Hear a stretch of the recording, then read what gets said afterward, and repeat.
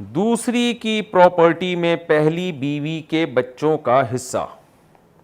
میں نے اپنی دوسری بیوی کے نام کچھ پراپرٹی لی ہے, کیا اس پراپرٹی میں میری پہلی بیوی کے بچوں کا حصہ ہوگا یا نہیں؟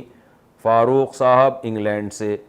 فاروق صاحب دو باتیں سمجھنا ضروری ہے. پہلی بات, اگر آپ نے پہلی بیوی کے نام سے پراپرٹی لی ہے تو نام سے لینے سے بیوی اس پراپرٹی کی مالک نہیں ہوتی جب تک آپ مکمل قبضہ اس کو پراپرٹی کا نہیں دے دیتے. ڈاکومنٹس میں بھی اگر آپ پراپرٹی اس کے نام کر دیں گے تو شریعت میں ملکیت نہیں ثابت ہوتی. خوب سمجھ لیں, شریعت میں جب بھی کوئی چیز کسی کو گفٹ دی جائے یا ہبہ کی جائے پراپر قبضہ دینا ضروری ہے. اور پراپرٹی میں قبضہ یہ ہے کہ آپ پراپرٹی کی جگہ بتا دیں, لوکیشن بتا دیں, اور وہ وہاں جا کے کم از کم دیکھ لے اس جگہ کو کہ یہ میری ہے, پھر آپ اس کے حوالے اس کی فائل کر دیں تو یہ پراپر قبضہ ہوگا.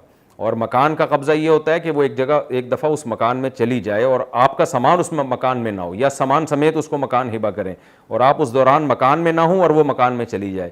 تو اس طرح سے قبضہ دینا ضروری ہے, اس کے بغیر آپ کی بیوی اس پراپرٹی یا مکان وغیرہ کی مالک نہیں بنے گی. ایک بات تو یہ.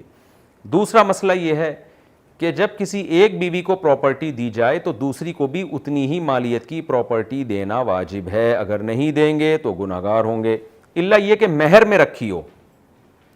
مہر میں برابری ضروری نہیں ہے, ایک عورت کا مہر زیادہ ہو سکتا ہے, دوسری کا مہر کم ہو سکتا ہے. مہر تو جو آپس کی انڈرسٹینڈنگ سے طے ہو جائے. مہر کے علاوہ اگر آپ کچھ پراپرٹی ایک بیوی کو دے رہے ہیں تو پہلی بیوی کو دیں گے تو دوسری کو بھی دینا پڑے گا. اگر آپ نے دوسری کو بھی اسی مالیت کی پراپرٹی نہیں دی تو نبی صلی اللہ علیہ وسلم کی شدید وعید ہے. آپ صلی اللہ علیہ وسلم نے فرمایا, من کان لہ امرأتان فمال الی احدہما جاء یوم القیامۃ وشقہ مائل.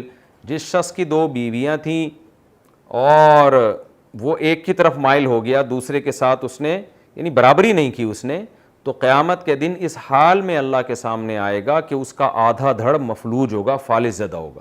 تو یہ بہت بڑا جرم ہے. لہذا ایک وائف کو آپ نے پراپرٹی دی ہے تو دوسری کو بھی اتنی ہی مالیت کی پراپرٹی دیں. یہ دو باتیں ہو گئیں.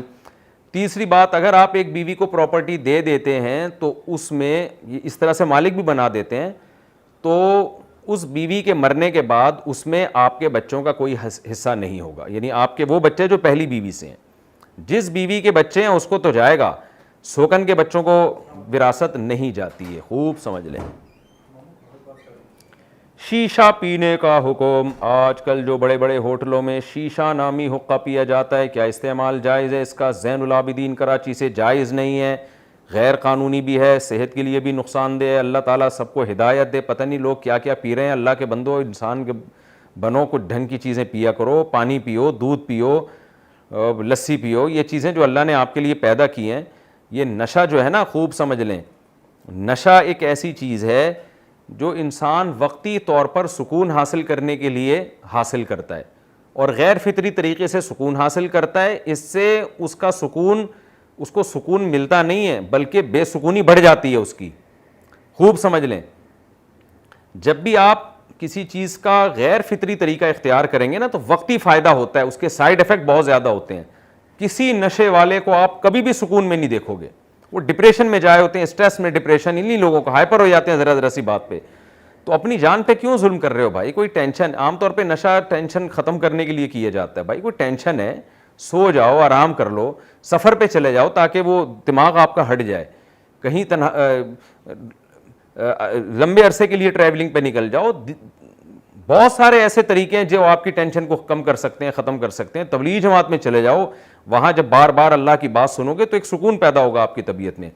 لیکن اگر آپ نے سکون کے لیے ناجائز طریقہ اختیار کیا تو خوب سمجھ لو سکون نہیں ملے گا, وقتی فائدہ ہوگا اور اس سے بڑی بے سکونی کا آپ شکار ہو جائیں گے. اس لیے شیشے میشے چھوڑ دیں. یہ